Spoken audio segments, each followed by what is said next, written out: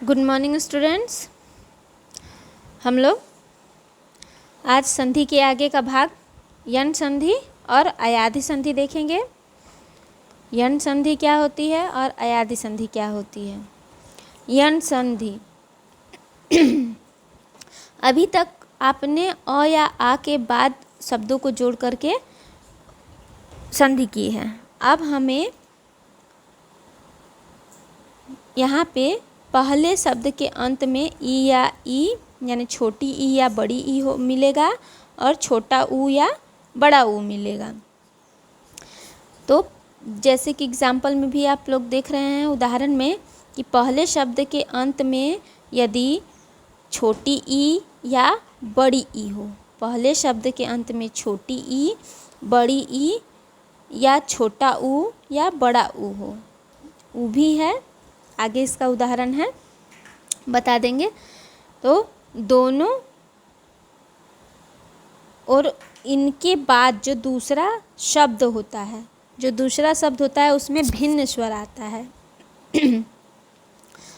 भिन्न स्वर में अ या आ आए तो इन दोनों के स्थान पे य हो जाता है। इन दोनों के स्थान पे यह हो जाता है, यानी पहले शब्द के अंत में छोटी ई या बड़ी ई हो और इससे समान अ या आ हो तो दोनों के जगह पर यह हो जाता है। और उसी तरह से यदि शब्द के पहले शब्द के अंत में छोटा ऊ या बड़ा ऊ आए, जैसे सु में छोटा ऊ है ना, और जोड़ आगत, सु जोड़ आगत दोनों को मिलाएंगे तो बन जाएगा स्वागत। तो वही पहले शब्द के अंत में छोटा ऊ या बड़ा ऊ हो और दूसरे शब्द की शुरुआत में अ या आ हो तो दोनों मिलकर व हो जाएंगे। क्या हो जाएंगे? व। देखिए ऊ प्लस भिन्न स्वर अ या आ कुछ भी हो सकता है तो दोनों के जगह पे व हो जाएगा। ये याद रखना है बच्चों, पहले शब्द के अंत में ई या यानी छोटी ई या बड़ी ई हो, उसके बाद दूसरे शब्द के शुरुआत में कोई भी भिन्न स्वर आए तो इनके जगह पर यह हो जाता है। और उसी तरह से छोटा ऊ या बड़ा ऊ भी हो सकता है, छोटा ऊ या बड़ा ऊ हो और इसके बाद पहले दूसरे शब्द के शुरुआत में कोई भी भिन्न स्वर आए तो दोनों के स्थान पर व हो जाता है। ये हमें याद रखना है।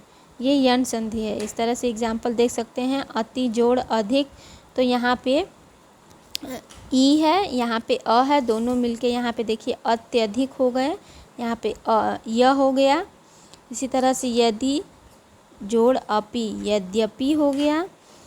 अति जोड़ आचार, ई जोड़ आ या, यानी यहाँ पे मात्रा भी जुड़ गई आ के साथ तो अत्याचार हो गया। और इति जोड़ आदि, इत्यादि हो गया। ये हमें याद रखना है। इसी तरह से व ऊ के साथ भी है, ऊ और ऊ के साथ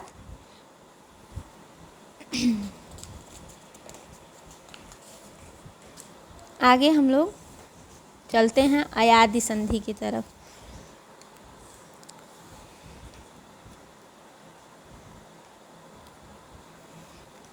बच्चों अयाधि संधि ठीक वृद्धि संधि से कुछ मिलती है, लेकिन इसका जो ये परिणाम आता है जोड़ने के बाद, जो मिलने के बाद जो संधि होती है उसका जो है प्रारूप अलग है। जैसे यदि पहले शब्द के अंत में ए या अय या फिर ओ या औ हो, पहले शब्द के अंत में ए अय या फिर ओ औ हो और इसके बाद भिन्न स्वर आए तो, भिन्न स्वर यानी अलग, भिन्न स्वर मीन्स कोई अलग शब्द आए, कोई अलग वर्ण आए तो दोनों, तो सबके जगह पे अलग अलग जो है शब्द संधि होती है। जैसे ए के बाद यदि अ आता है ए के बाद यदि अ आता है तो अय होता है, और अय के बाद यदि अ आता है तो आय होता है। जैसे देखिए न है, न में ए की मात्रा लगी है, ने जोड़ अन तो नयन हो गया, यहाँ अय आ रहा है। इसी तरह से अय जोड़ अ है, यहाँ पे गय जोड़ अक गायक। इसी तरह से जब पहले शब्द के अंत में ओ होता है, ओ जोड़ अ होता है तो यहाँ पे अव हो जाता है, और अव जोड़ अ होता है तो यहाँ पे आव होता है। इसी तरह से स्वर, भिन्न स्वर में कोई भी हो सकता है। यहाँ देखिए ई दिया हुआ है तो अभी हो गया, जैसे अव और अ था तो आव हुआ, यहाँ ई जोड़ दिया अभी हो गया, यहाँ पे ऊ जोड़ दिया आवू हो गया। इन्हें मात्रा के हिसाब से मात्राएं लगती जाएंगी। बस ये याद रखना है कि जब ए के बाद कोई भिन्न स्वर होगा तो अय, और आय के बाद अगर कोई भिन्न स्वर हो तो आय, ओ के बाद कोई भिन्न स्वर हो तो अव के बाद कोई भिन्न स्वर हो तो आव होगा। यदि ए अय या फिर ओ औ के बाद कोई अलग स्वर आता है तो इनके स्थान पे ये चारों होते हैं, और मात्राओं के हिसाब से मात्राएं भी लगती हैं, ये हमें याद रखना है। जैसे यहाँ पे ई की मात्रा लगी है, देखिए नौ जोड़ इक है तो यहाँ पे नाविक ई की मात्रा लग गई। इसी तरह से यहाँ पे ऊ की मात्रा ऊ लगा हुआ है, ऊ शब्द है तो यहाँ पे ऊ की मात्रा लग गई, ये याद रखना है हमें और बनाना है।